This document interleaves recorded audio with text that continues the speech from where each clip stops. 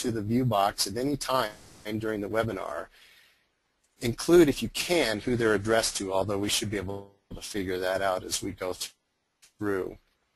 And I'll have a list of the names coming up here in just a minute.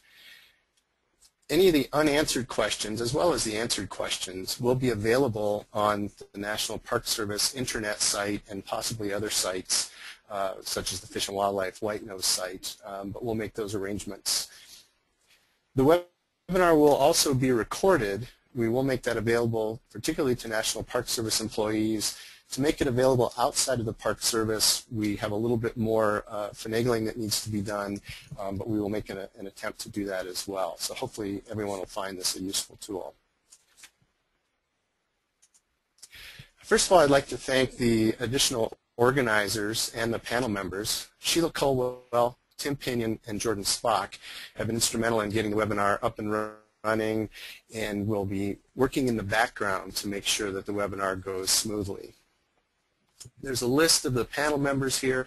I'm going to bring this up again later on in the presentation, so I'm going to move on from this at this point. I'd just like to go through a few of the objectives that we have for this webinar. I'll be going over the first part here, providing a little bit of an introduction to the webinar and the issue in general, including why should we care if we have bats in our buildings. We'll talk a little bit about how to decide whether to take action, such as exclusion or other actions, how you go about that decision-making process. We'll also talk a little bit about some broad considerations and some of the available options. Keep in mind that we can't go into a lot of details here, but hopefully what we'll be able to do is provide you with information about where to go to get more information. Details will also come out in the question and answer period, as well as on the available websites. After this introduction, Diane Odegaard from Bat Conservation International will give discussion of some exclusion considerations that you need to think about generally. And then afterwards, Jeremy Moss from Tumakakari National Historic Park will talk about exclusion considerations as they apply to specific situations such as you might find in the Park Service, but again, that are pretty general. So why did we decide to have this webinar?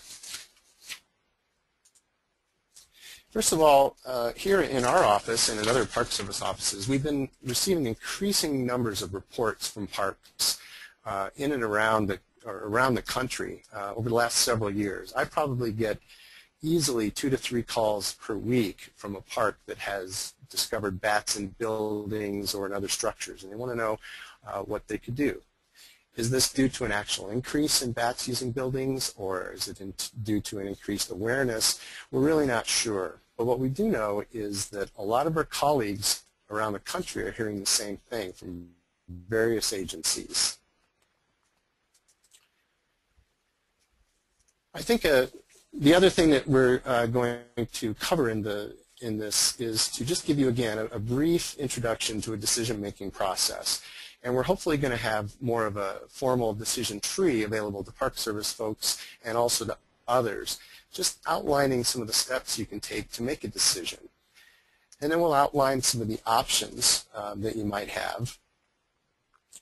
And just to, if nothing else, getting people to think about whether or not you have bats in buildings during planning processes, such as might be involved for the National Environmental Policy Act compliance. It might be best just to assume that you have bats in buildings before you start work.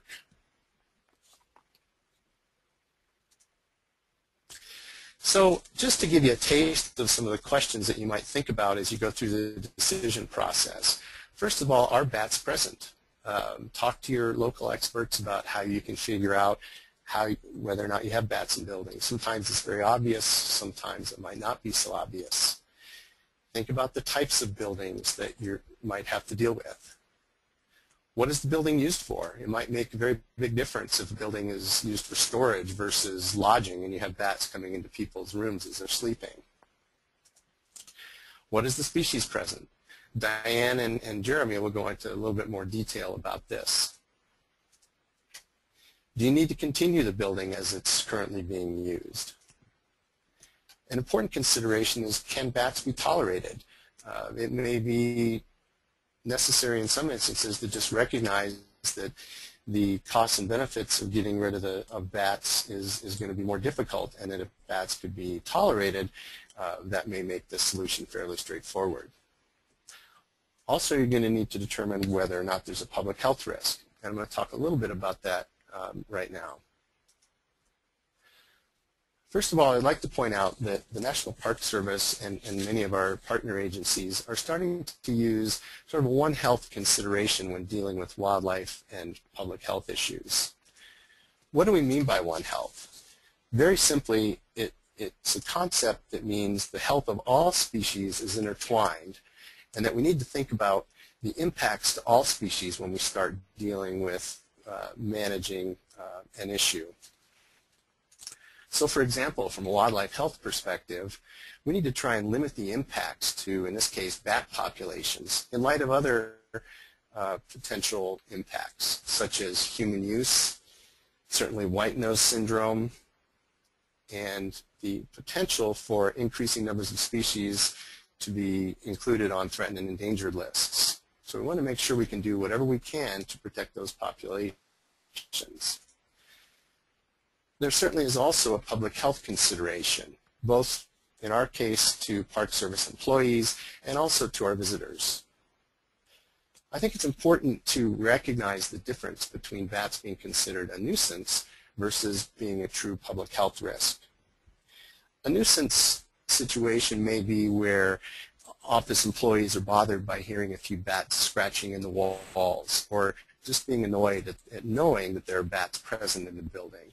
That's a little bit different situation from the situation where you might actually have folks exposed to a public health risk. We do know in terms of health risks that bats do carry rabies, and I would just caution that we really don't have a good idea of the prevalence of rabies in most wild bat populations, and that would include bats that live in houses. It probably ranges from less than 1% to, we know, around 15% in some well-studied populations. So that would be a good bit of information to get before you start working on bats in buildings. Other infectious diseases potentially can be carried by bats. In particular, the guano can be a harbor histoplasmosis organisms. Bats do harbor ectoparasites. Bat bugs are a species that is very similar to bed bugs, and if you have a large number of bats inhabiting a building, it's very possible that some of those ectoparasites may make their way down into the human habitations.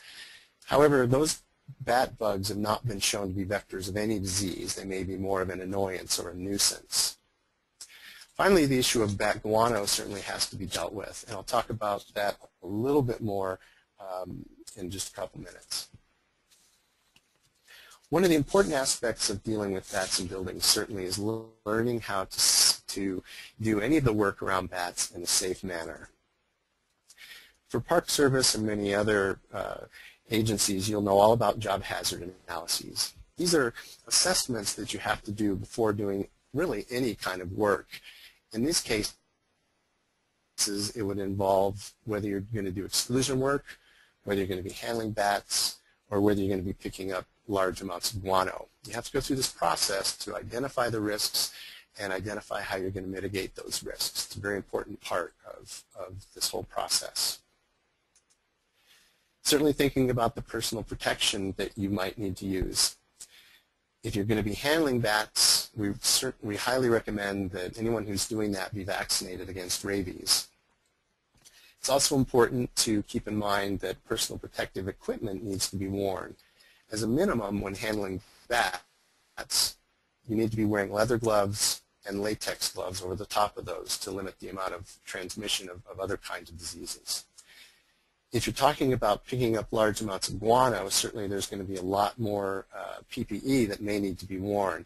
And there are excellent websites that I'll reference here at the very end that can give you more information about how you can go about safely picking up guano. Again, I encourage you to talk to your public health people, talk to your risk management people. They're the experts and can give you the best information about the equipment that you might need. In terms of disposition of bats, what do you do if you are handling bats or you capture bats where there's been a human exposure? Most of the time we're going to recommend that those bats be tested, and that's going to primarily be through a local or a state public health department. For National Park Service people, if that's not available to you, the Wildlife Health Branch can help you with that, but your first choice should really be going with the local folks.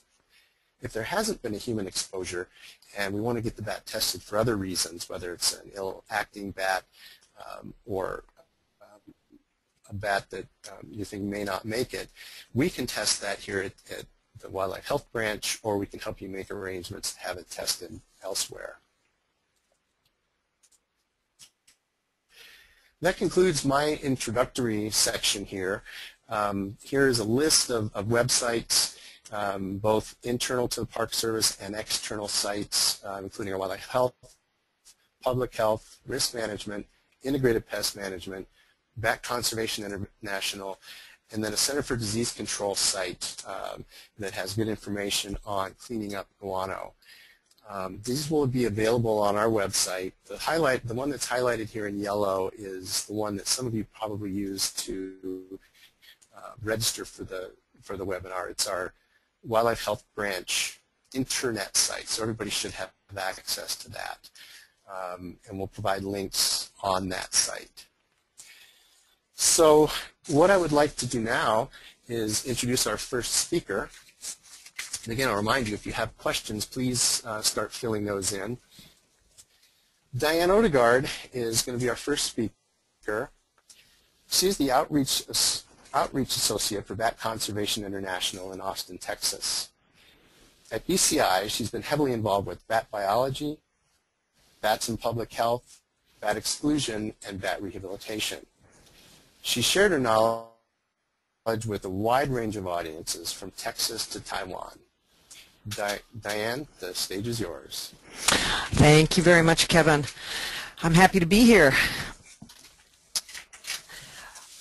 Buildings are important to bats, just like they're important to people, because they give shelter to bats just like they do to us. They give bats what they need.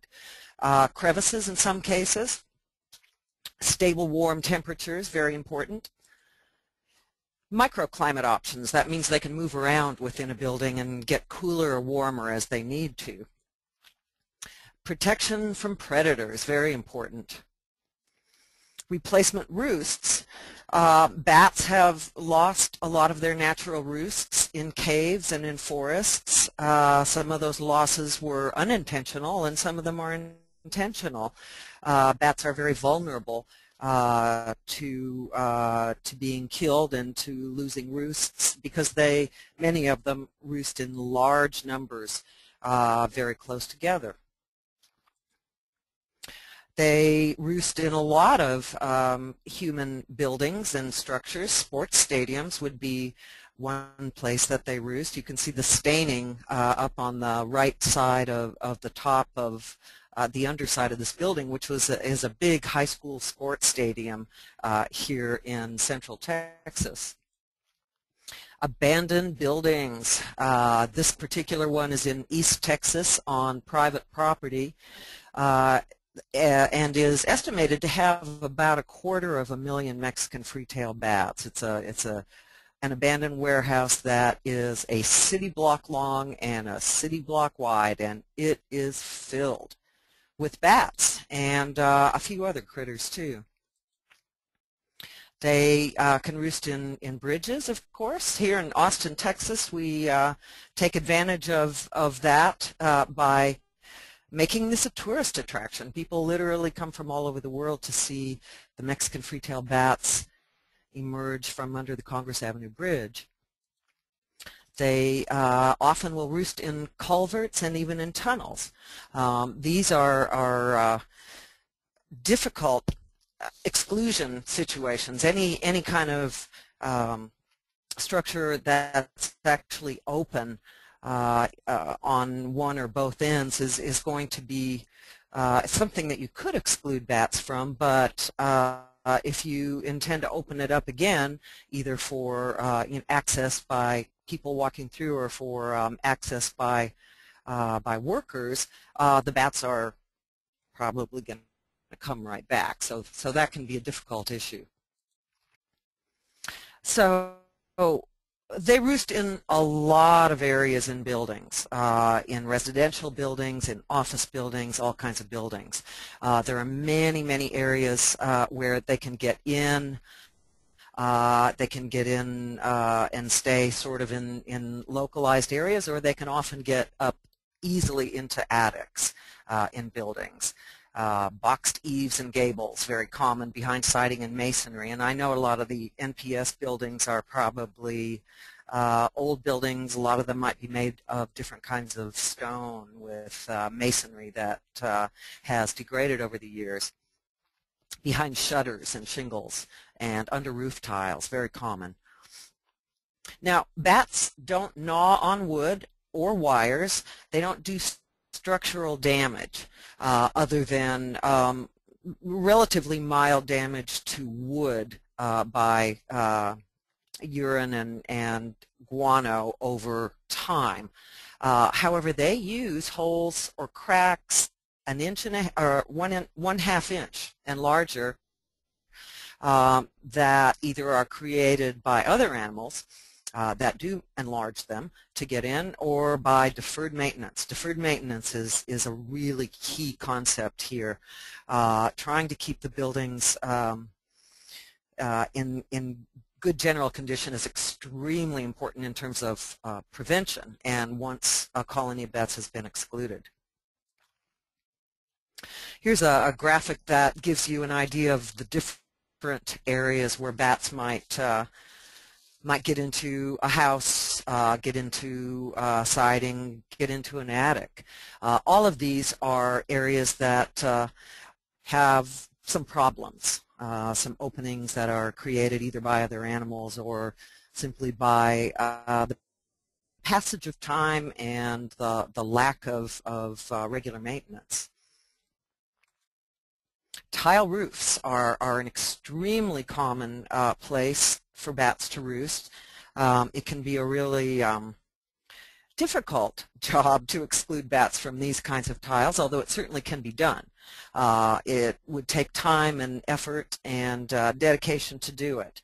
There was a YouTube video a couple of months ago that was sent around to a lot of people. I think 3 or 4 or 5 people sent it to me, showing a roofing company out in California putting a new roof on a tile roof like this, and apparently did not know that there were bats roosting. They started taking these old tiles off, breaking them up, and literally thousands of bats, Mexican free-tailed bats, started flying out in the middle of the day of a hot summer. So it was amusing in a way, interesting video, but it was really it was a sad thing to watch because I couldn't help but wonder where all those bats were going to end up, probably in other people's roofs for one thing. A lot of them actually might not make it. They might not find a place that they can roost happily and comfortably and safely. Access points in general, intersections. Any kind of intersection where two different surfaces come together, especially two different types of materials. The wall in the roof, dormer in the roof, the porch where it butts up next to the house. Expansion joints of any kind, especially if they're about 3/4 of an inch to 1 inch wide. Any penetration, and this is any place where plumbing goes through, pipes, wiring, any kind of vents that go through the exterior of a building, any place on the building. Those are often areas where there is a little bit of a space. And bats don't need much. That 1/2 inch, if you think about it this way, do what we call the little finger test. If you can, let's say if sort of a medium-sized man would take his little finger and stick it in a hole. If he can get that in a hole, then the bat can get through that hole too. Areas of disrepair, anything that's broken, rotted, even a little bit of a space. If raccoons and squirrels are in the area, if rats are in the area and they want to get in, they'll make those spaces bigger and you'll have more than bats to deal with. In terms of workmanship on buildings, older buildings really don't have such an issue with shoddy workmanship. That really is more, unfortunately, an issue of more modern buildings. In fact, my husband is a remodeling contractor, and he just sent me a photograph this morning of a gable vent that arrived on the job that he's doing right now, and he told me it was really incredibly cheesily built, and the photo really proved that. A really thin kind of mesh, like a window screen really, maybe even thinner than that, stapled down only in a few places that would be so easy to be damaged, either by weather or by animals. Here's some examples of intersection of materials. The one on the right, you can see several different materials, the wood and the siding, the brick or the brick veneer. A rock pocket is a very common place for animals to get in. You know, rock, brick, there'll be a space behind that brick or that rock that if a little bit of degrading is done, it's just really easy to get in behind, and then from there, if there's any kind of damage to the drywall, you can get in, the animal can get right into the attic or possibly right into the walls. Here's what you might look for. This is what you might see. This is staining. This is a staining that is actually they're put there by the body oils of the bats, not so much by urine and guano as by kind of rubbing up against those areas when they go in and go out. And this is generally something that happens after bats have been there for quite a long time, and quite a number of bats are there. And you can also see the little hole in both of these pictures, or holes, areas that this one on the left goes all the way across in a horizontal opening. You can see where the animals can easily get in. Guano. If you see guano below an entrance or an exit, that's a sure sign. This is, you know, obviously quite a bit of guano. This was actually taken at that football stadium that was in the earlier picture. A lot of guano in various areas where the bats were roosting, in those little crevices in the up in the ceiling area. Now, you can find piles of guano, and you might wonder, is it guano? Especially if it's in a smaller concentration than this, you might wonder, is it guano or is it rodent droppings? Because they can look kind of similar.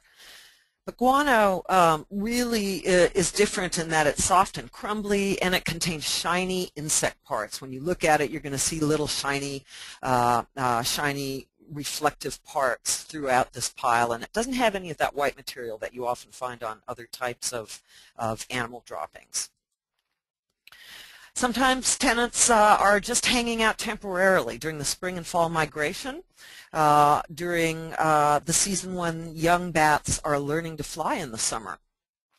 Sometimes they stop and take a rest in areas for either individually, depending on the species, or with lots of other individuals. They come in through open doors or windows frequently in the summertime, and it's not that bats are attracted to light, it's that the insects are attracted to the lights that are maybe on your porch, maybe on the inside of your house. If there's an open door or window, the insects are going to fly inside. Well, the bats are attracted to the insects, and they're going to follow them inside. Unfortunately, bats are notoriously not as good at getting out of a house as they are at getting in. So here's a question. Is it necessary to to exclude, and this is something that I know Jeremy is going to go into a little more during his presentation, but it's something to think about just in terms of the level of risk as opposed to going through the exclusion process, the expense, the necessity, and we do think of it, we at BCI consider it necessary to build an artificial roost before an exclusion is done to mitigate that lost roost, in most cases at least. So think about it. Are the bats getting into the building? Are they getting into the areas where humans are living or working? If they are, is it possible to close up those holes where they're getting in? Now that's something you can do at any time of year. You don't have to wait until the young are volant. You can close up holes that often are found in places like the insides of closets or in cabinets, places where you don't really look and inspect very often. You can close those up. Make sure that bats can't get into the living space. Something to think about. It's something that people simply don't consider often because it hasn't occurred to them that it might be okay to live with bats in the attic for at least part of the year. Can you wait them out? Sometimes they're only there during summer months, and then they leave either to go hibernate in caves or to migrate to warmer climates. These are things that people who are trying to sell products will swear that will work to get rid of your bat colony. Ultrasonic devices. If you look on the internet, you will find a million things with many, many, many rave reviews by someone that works at the company, I think. They don't work. Never been proven to work. Mothballs. They might work if you use them in large enough numbers to actually keep the bats away, but if you did, you might be dealing with something that would be harmful to humans because naphthalene is a known carcinogen. Trap and release doesn't work. They have homing instincts. They're very loyal to their roost sites. They're going to come back. Chemicals not only should not be used, they can't be used legally. There are no chemicals, no poisons, no pesticides really that are labeled for use against bats. You can't just close an entrance after the bats exit for the evening because they don't all leave every evening. If it's during the months in the summer after the pups are born, you may have flightless young left inside. You'll have more likelihood of bats getting in contact with people if you close them in, pups and adults. They'll find a way out of that attic, more likely into your living space or your working space. The only real effective solution is bat exclusion. It's a process, whether you do it yourself or hire someone to do it for you.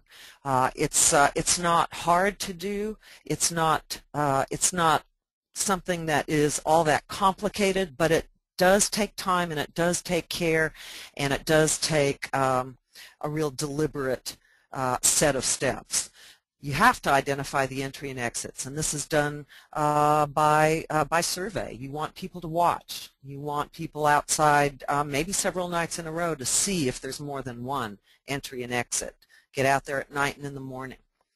One-way valves. Netting, I don't really have time to go into a lot of detail about the different options. Netting is at best second best. We really prefer one-way valves because it's safer for the bats. You have to prevent re-entry. What you do is give them a way to get out but not get back in. You provide alternate roosts. That's where the bat houses come in.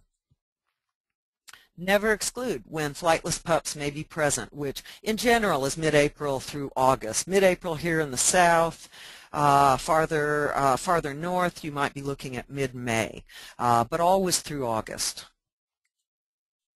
This is actually, you can see at NASA in Florida, where our colleagues in Florida at Fly By Night Inc.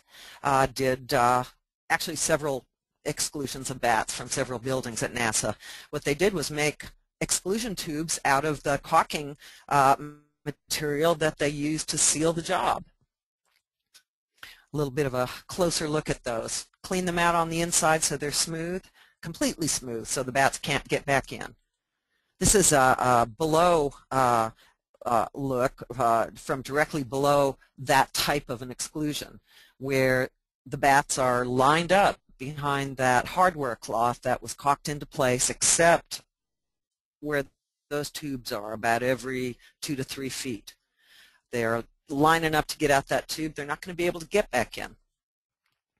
Bat houses can accommodate any number of bats. This is a large community roost that will hold thousands. You can build a bat house that will hold fewer than 100 and everything in between. We have free plans on the BCI website, plus instructions and lots of information about artificial roosts of all kinds. Very quickly, I'll run through this little bit, what I talked about before. All of this also is on our website, and I would be also happy to talk to anyone who would like to call me or email me about specific situations.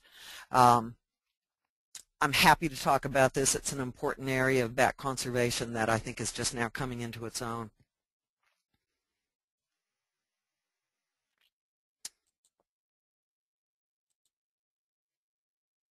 Someone who used netting, absolutely the wrong kind of netting, along with duct tape, both of which are extremely dangerous. And what's happened in this picture is this bat, which looks like a Mexican free-tailed bat, has gotten a wing caught in this netting and is hanging there and is either already dead or will be soon. Another bat trying to get out behind him. That's why if you're going to use it, 1/6 inch, no larger. And I can tell you where to get that if you want to use it. Leave them up 5 to 7 days. All bats don't go out at the same time. If it rains, they're not going to go out. Seal the areas left open when you take them off after about 7 days. Remove guano from interior structures. Good reasons to remove it can be safely done with some care taken. CDC website, like Kevin said, is a great source of information. Exclusion information on our website, you can see here, and also at the Fly By Night Inc. website. Bats in Building Guidelines is an excellent document. Oops. Sorry about that.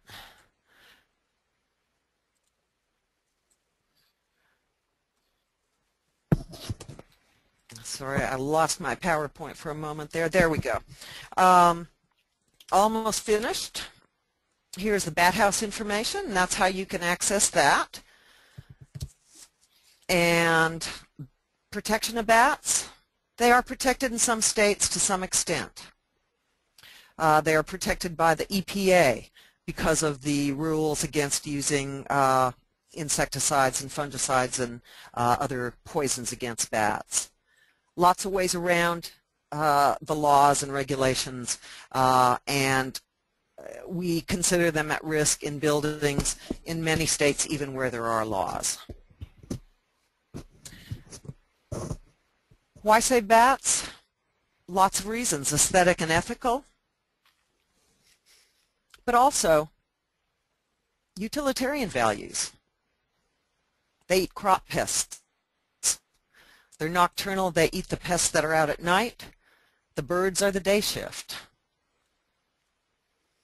White nose syndrome has killed almost 7 million bats in the last 6 years. They would have eaten 694 tons of insects in 1 year.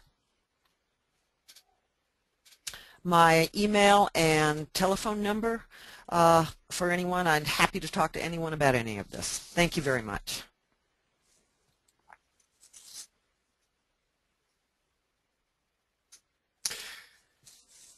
Thank you, Diane. We'll be passing this over to Jeremy Moss in just one moment. Jeremy Moss is going to be our next speaker. He's the Chief of Resource Management at Tumakakori. Sorry, I always butcher this, Jeremy. You're going to have to help me out here when you come on. National Historic Park in southern Arizona, where he manages the culture and natural resources and park museum collection. Jeremy has 16 years of experience in prehistoric and historic archaeology, integrated resource management, and historic preservation in the American Southwest, primarily in New Mexico, Arizona, and Wyoming. Please take it away and help my pronunciation, Jeremy. Thank you, Kevin. That's Tumakakori National Historical Park. As Kevin said, I'm going to be talking about managing bats in buildings. At National Park Service sites and at many other agency and park locations, we have a variety of structures that provide excellent habitat for bats.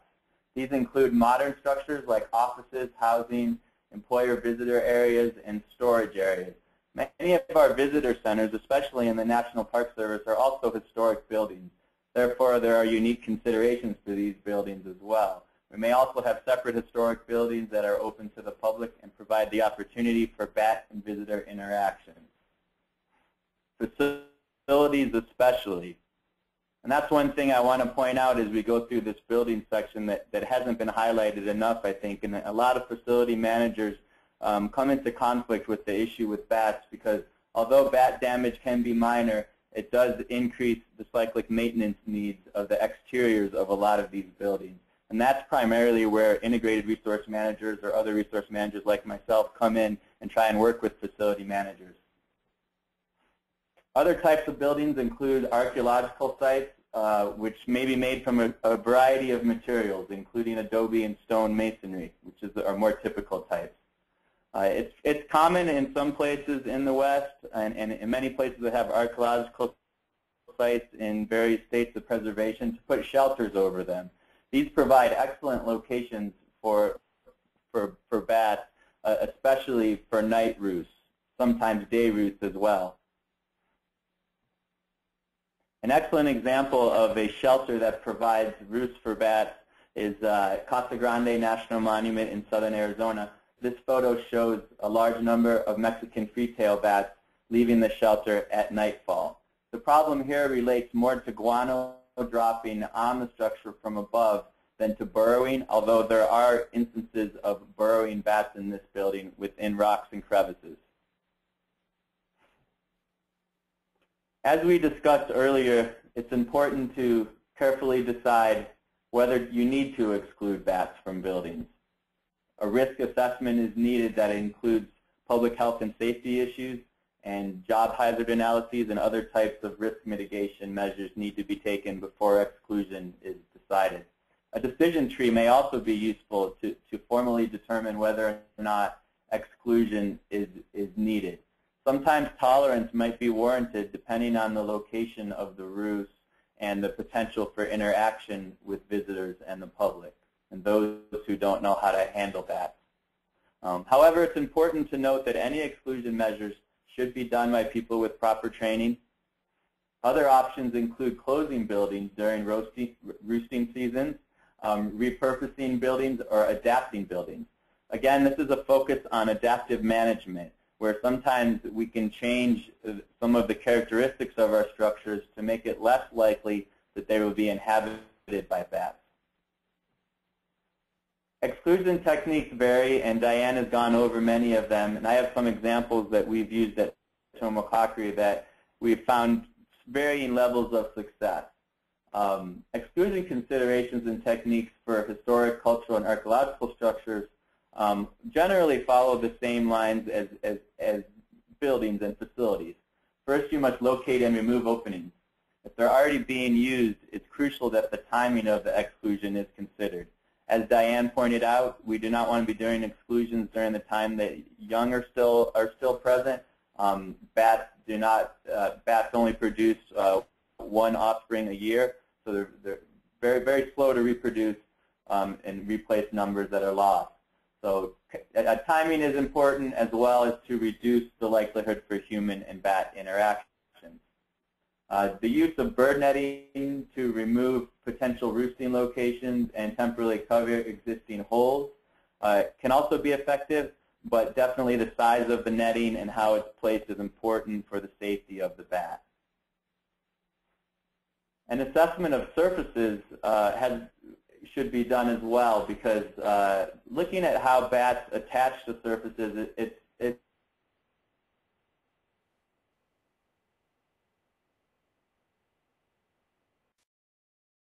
in caves, in trees, depending on the species.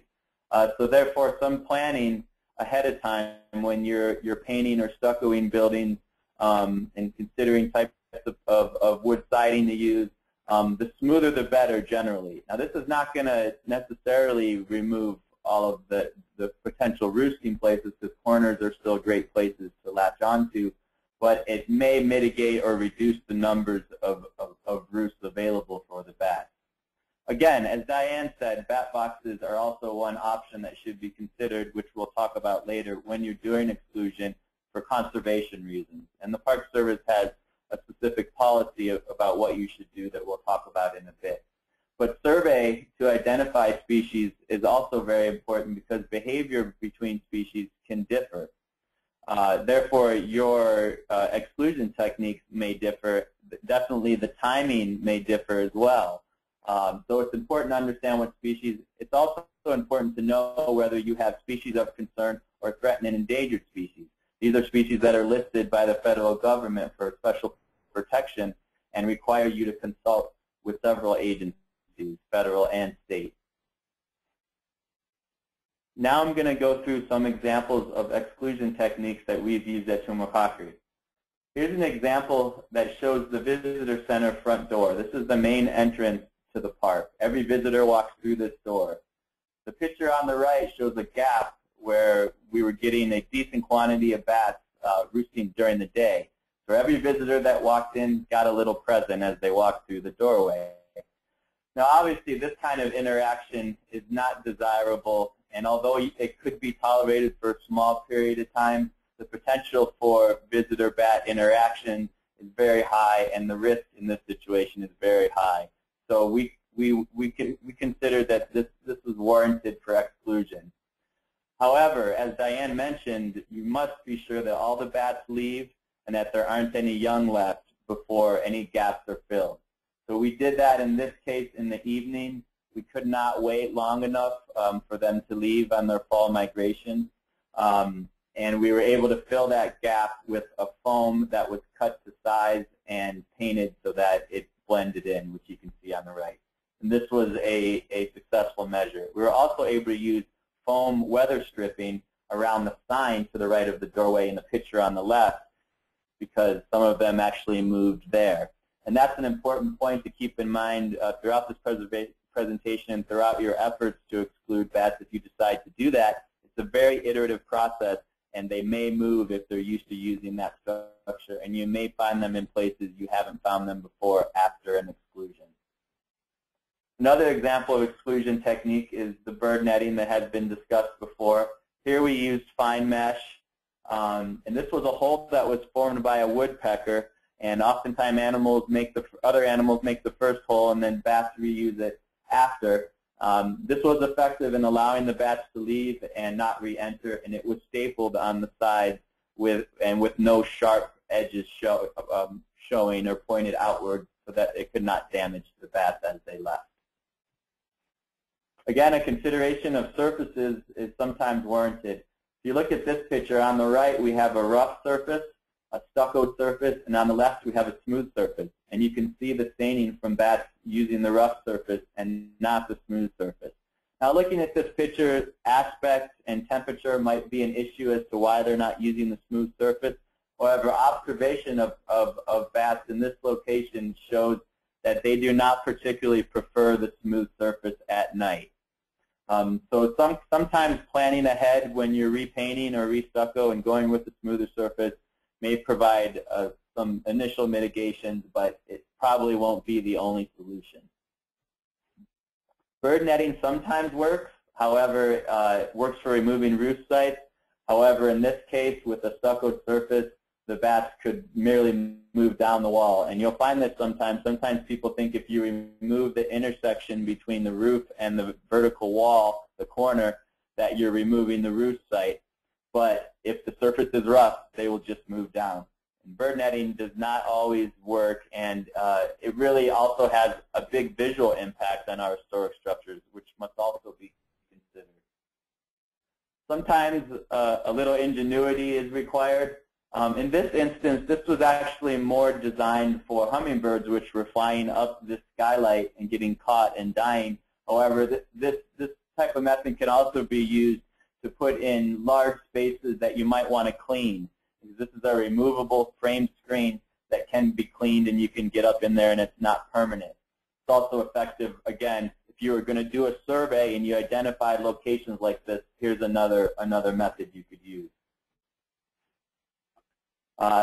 So surveys for species is very important for management in general, and also so you can understand different exclusion techniques. On the right is a map showing the results of a bat survey that was done working with the Arizona Sonoran Desert Museum and bat biologist Karen Krebs to identify the bat use in buildings at Tomokakari. And what we learned is that some bat species use different aspects than others and were not cohabitating. We also learned that the beneficial pallid bat was using a night roost in an area where visitors come during the day, so there was not a visitor interaction there. They were damaging plaster, which is a maintenance issue. However, it's also very advantageous because pallid bats pick up insects, primarily spiders and scorpions, off the ground, which are also public health and safety issues. So in that case, the pallid bats were helping us mitigate. Here's an example of closure. Sometimes sites need to be closed during roosting season. Here, this structure was being used as a day roost, and there was guano accumulation, and people would walk in this mud structure during the day and have a potential interaction. So we closed this during bat season, which generally lasts till September in Arizona. And the other thing we did to mitigate some of the risk of cleaning the guano is we resurfaced the floor with a hard surface. It was dirt. And although there's a small amount of guano, there's not a lot of bats in there, we wanted to reduce the risk during cleanup. And studies have shown that histoplasmosis is more likely to develop when guano is in contact with dirt and in very moist situations. So we feel like we've mitigated a potential risk. So sometimes closure is warranted. And again, this is a form of tolerance. Exclusion at archaeological sites can be very difficult because you must consider the impacts the exclusion has on the archaeological site. Generally, you don't find a lot of bat use in open-air archaeological sites unless there are large standing walls. A good example might be Chaco Canyon in New Mexico, which has some very high multi-story walls that could provide excellent roosting spots for bats. Shelters and caves are the typical types of archaeological sites where we see bats that may impact historic resources like archaeological sites. Some of the main solutions for keeping bats out of these areas are the same as would be used for buildings. However, you must consider the impact to the archaeological site, especially if it's on the National Register of Historic Places or it's a National Historic Landmark and has that special protection status. Reversibility is key. Any treatment you do, any exclusion methods you do, need to be reversible without damaging the site. You need to consider how to fill gaps using exclusion materials. For instance, adhesives should not be used, but may depend on the type of materials the archaeological site is made of. Some stone, some surfaces that use stone, some buildings that use stone masonry might be okay to use certain types of adhesives, but strong adhesives tend to damage archaeological sites when they are removed or when they need to be replaced. So this should be considered. You must have a good understanding of materials comprising the sites. Again, what are they made of? How are they be impacted by the exclusion techniques? Some buildings made of stone masonry may not be impacted by bat use at all. Therefore, tolerance may be warranted depending on the likelihood for visitor interactions and public health and safety issues. Exclusion at archaeological sites must be done through compliance with the National Register or National Historic Preservation Act. If the archaeological site is a listed property, is a historic property, or is eligible, potentially eligible to be a historic property. A good example is NHLs or sites that are listed on the National Register of Historic Places.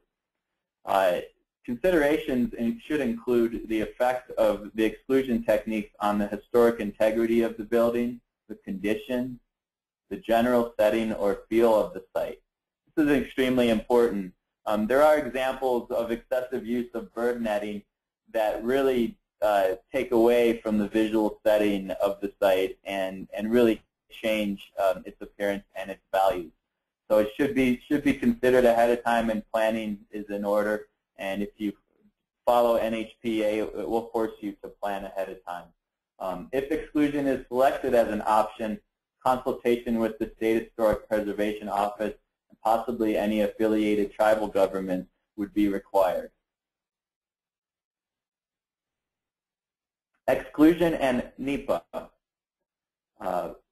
Generally, NEPA as a planning tool will allow you to mitigate some of the effects you may have on bat populations using buildings, archaeological sites, and any areas where you might be doing an undertaking, like construction or maintenance. Compliance is needed. If it's planned, you need to know whether you have bats in your area, what species, potentially where they are. Surveys are one way to do this. But if you do a survey, you need to work with someone who's permitted and somebody who knows how to handle bats. This should not be done by employees who are not permitted and do not have the proper training. If it's an unplanned discovery, stop the project and reassess. You may be able to wait until bats will leave, until the end of the fall or spring migration. Generally, it's probably preferable to wait until the fall migration is over. Reassess the project.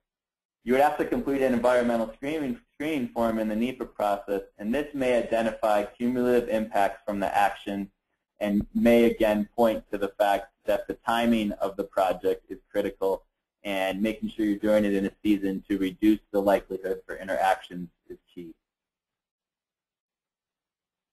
Other considerations during monitoring, you may notice during exclusion that they've moved to other places. Again, this is an iterative process and monitoring is required, and it'll help you over time identify all of the potential areas where bats could roost. Sometimes initial surveys do not identify areas, and it more ends up being when you see the bats or evidence of bats. Diane discussed earlier the use of bat houses. Bat houses should be used during exclusion events. Bat houses aren't always successful, and there's a lot of issues with placement of bat houses, temperature, color. A lot of things affect whether or not bats will use bat houses. It's NPS policy that if bat houses are to be placed, they be considered within the planning process, within the NEPA process, within all of the compliance processes in place, so that a plan is part of a larger plan and not just sticking bat boxes up here and there. But definitely during exclusion, it's one potential way to think about conservation and help the bats after we exclude them from places they like to be. But keep in mind, it might take several years before you know whether those bat boxes are successful. So T&E considerations are also very important. If you have threatened and endangered species, you will have to consult with state and federal agencies. You'll have to consider the time of year, the possibility of young being present, which you want to avoid during exclusion, and consultation is required. In conclusion, we've covered a lot of topics about exclusion. I just want to summarize some of the more important points. We must plan ahead. Exclusion is an iterative process, and adaptive management is often the key. We must often change how we do things rather than expecting the bats to change, because they aren't going to. know where to go for help. We've gotten lots of resources during this webinar. Educate all park divisions, all divisions in wherever agency you are in on proper responses and who to contact. Safety is first, but a balanced approach is needed if conservation is our goal. And it should be. With the dwindling population of bats and the dwindling population of bees, the importance of bats is now more than ever. We must identify and mitigate risks before attempted exclusion. In some cases, tolerance may be warranted, and again, waiting might be prudent. Staff and public education is key. There's a lot of misinformation out there about bats. Although we might not have clear data on the incidence of rabies, for the most part, you know, we need to err on the side of caution both for visitors and for the bats. You must remember that bats are beneficial, and exclusion should attempt to consider effects on bat populations. And lastly, Senior Pallid Bat would like to say thanks a lot for considering our welfare.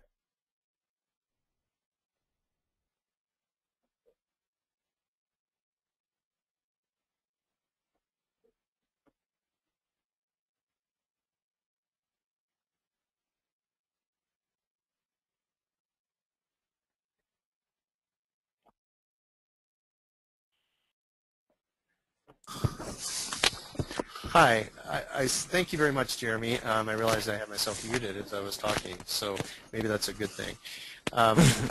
Anyway, I just wanted to thank everybody. We do have a little bit of time for questions. We wanted to, you know, allow time for people to voice their questions because sometimes things just pop into your head. So we do have a couple of questions, and let's take a couple of minutes and see if we can address some of these. Diane, I think this first one could be presented to you. Okay. So this first question is if we have any suggestions for how far a bat box should be placed from a structure where bats have been excluded to best attract the excluded bats. Right. You know, if possible, and this depends entirely on the individual situation, but we like to put it as close as possible. If at all possible, put it within sight of where the bats are entering and exiting. And another key to this is putting it up in advance of an exclusion. As far in advance as possible. If you know you're going to be doing an exclusion, you know, 2 months in advance or more, go ahead and get that up, because the bats are going to be aware of it. They're going to be, they will have explored it.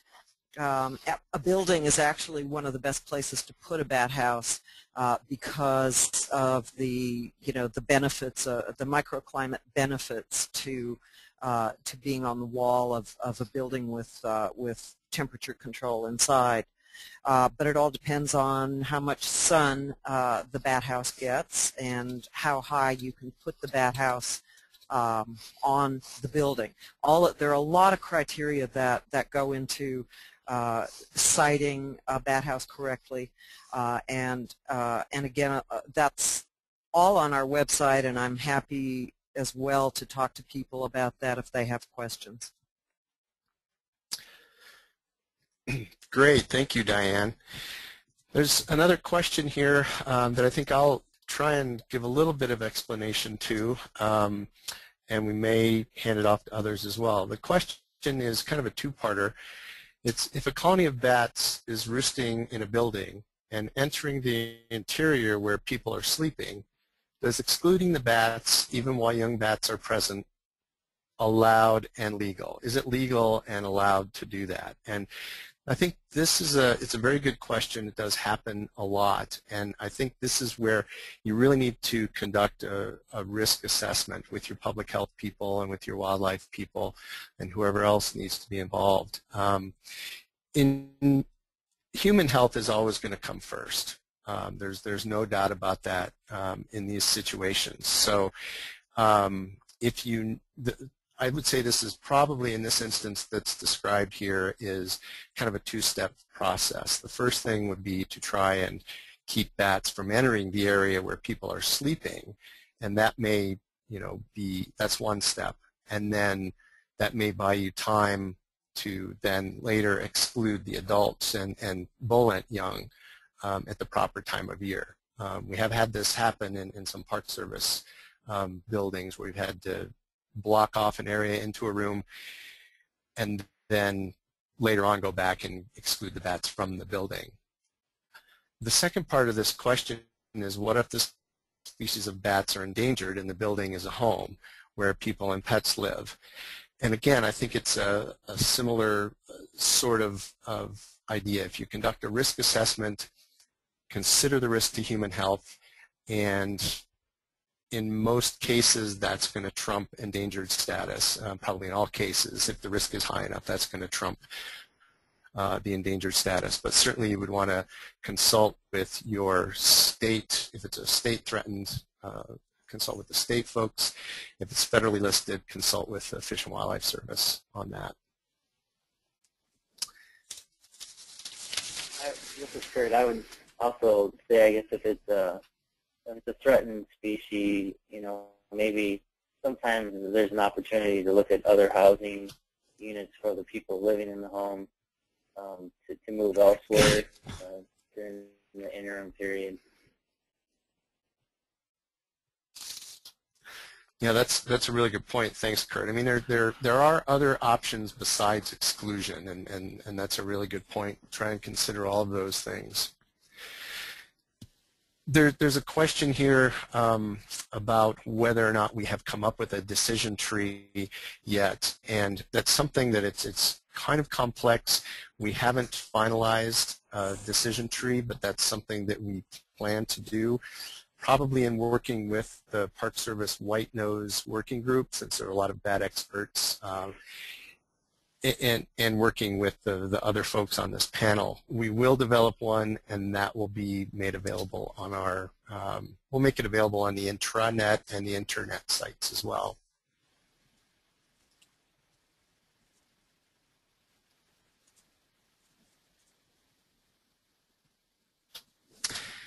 Another broad question here that I'm seeing is we will make these presentations available. The slide shows we can make available pretty much right away. If we want to make available the recordings that went along with it, that's where we need to make sure we're in compliance with the American with Disabilities Act and some other regulations. So that will take a little bit longer if we're able to do it at all, because it's expensive as well. So we will make the presentations available, and then the information that was presented we'll make available in text form. Give us a couple of weeks to get that up on our website. The web folks are busy, but we will get that up.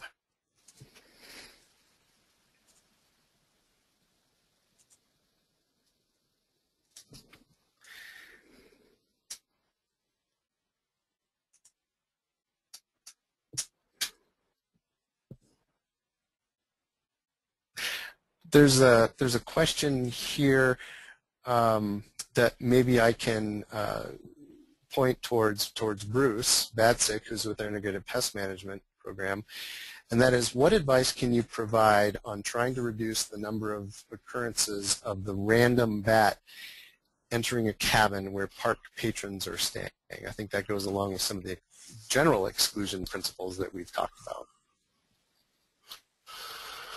Some of that would be things like looking at lighting, things that attract insect food sources around that would attract the bats into the area.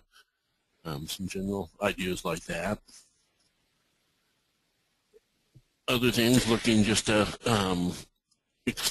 do exclusion on the building ahead of time will help in making sure they know to keep windows closed at night when bats are out flying. Yeah, thanks, Bruce. And I think one of the things that we've talked about in general is, just taking it's probably worth taking a close look at a lot of the buildings that are in the Park Service and other places in terms of other animals that might get in. Rodent proofing a building is probably going to get you 80 to 90% of the way towards bat proofing a building as well, with some other considerations taken into account. So it's something that I think we're going to be doing a lot more of in the future. I agree.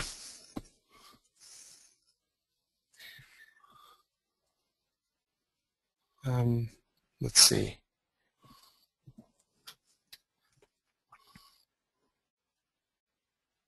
There's a question here. Maybe Diane, also you could take. It's what are some of the issues with using a bat house in terms of why the location may not appeal to them? Okay.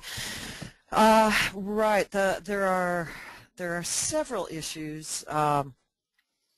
The location issues have to do with having the house high enough.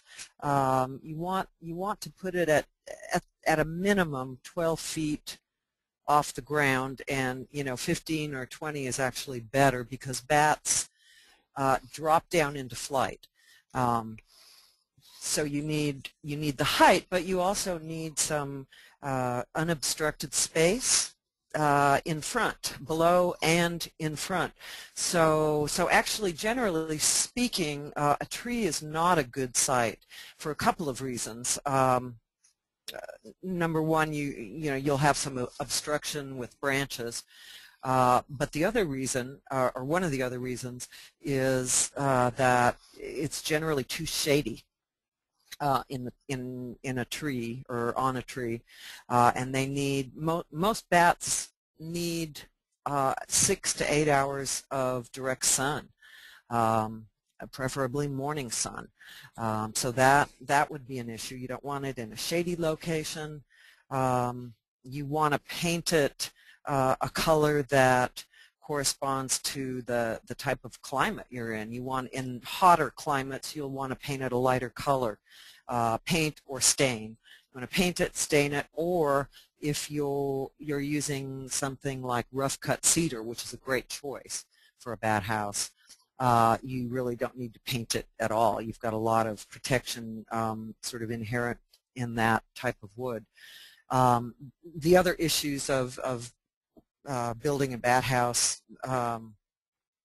that are really important are just building it really well and sealing it extremely well so that it's waterproof. You don't want any moisture to get in. In general, the bat house research that BCI did for about 10 years indicates that the larger the house, the more likely that you will get bats to move in. And the reason for this is that the more chambers there are, or the longer or wider the chambers are, the more microclimate options for the bats. And you will also have a good chance of having bats move in if you have that artificial roost up in advance of an exclusion. I think I've seen figures that say something like 90% of bat houses that are put up in advance of an exclusion become occupied. Thanks, Diane. Boy, we have a lot of questions piling up here. I'm going to apologize in advance. We probably won't get to all of them, but we will write them down and we will provide answers to the questions. Here's a question I think that can be directed towards Mike Quinn. It says, can you please discuss further the dangerous problems with handling or removing guano?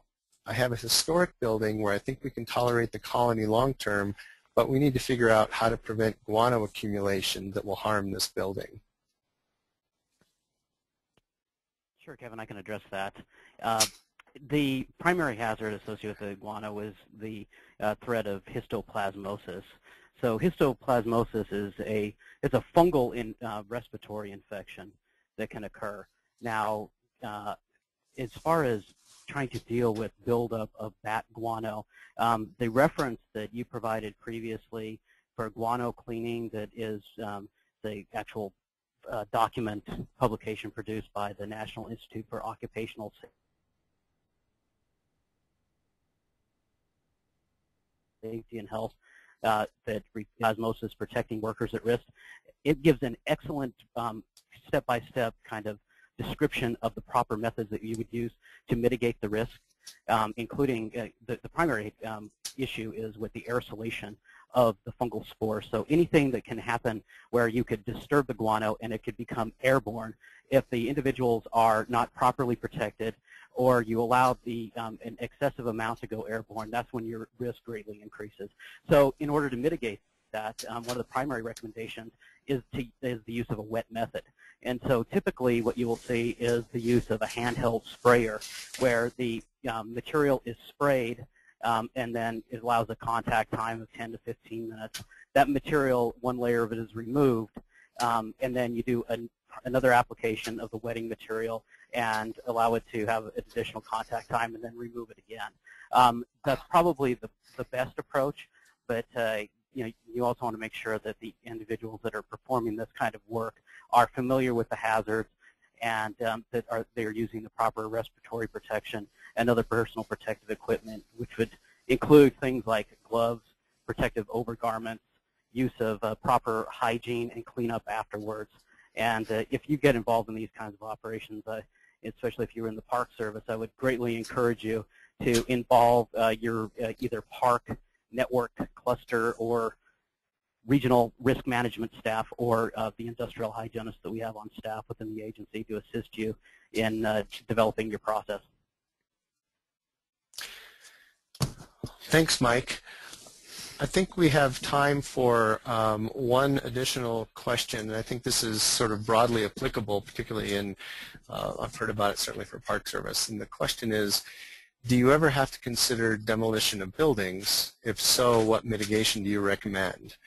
And with special status species. And certainly other people can add in as well, but this is certainly something that has come up several times in my tenure with the Park Service. And I think this gets at something that both Diane and Jeremy were pointing towards. And if you're going to do demolition of a building, you really do need to consider what organisms might be living in that building, including bats, what native wildlife might be living in there. So it's going to have to be part of your NEPA process, most likely. Find out if you know you're going to be doing demolition, talk to your wildlife people, talk to the experts in the area who can help you determine if there are bats in the building, and then take action as needed. It may be putting up bat houses. It may be waiting until those bats are gone, so doing it at the proper time of season.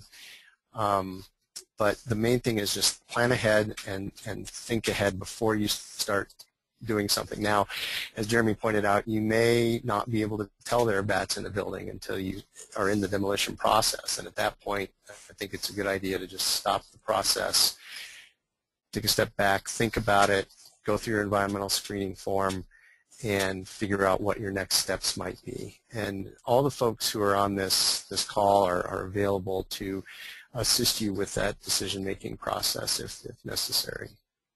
So at this point, I think we're going to have to close down. We've gone over a little bit, but I think that's okay. We've had a lot of great questions, a lot of great participation. I want to thank everybody on the panel for taking time both in the organization of this and taking time right now. Thanks to all the audience and participants. I think we had quite a large number of people from a very varied background. I hope we've been able to provide some useful information and links to useful information.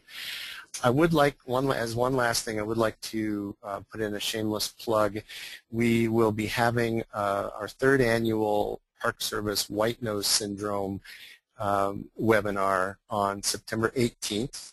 I know there's a big Bats Live event going on that day as well, and I encourage you to participate in that as well. I think our webinar will be earlier in the day, so maybe you can get your fill of bats all in one day. But what we'll do is we will send out this announcement through the channels that we used for the Bats and Buildings webinar, and hopefully we'll be able to get a lot of folks participating. Again, it will be primarily focused towards Park Service, but I think we're going to have speakers from some of our partner agencies, so I think it'll be of pretty broad interest. So once again, thank you very much for participating, and we will get this information up on our websites and get it out to you individually if necessary, where we can't get it on a public website. So thank you very much, and that concludes our webinar.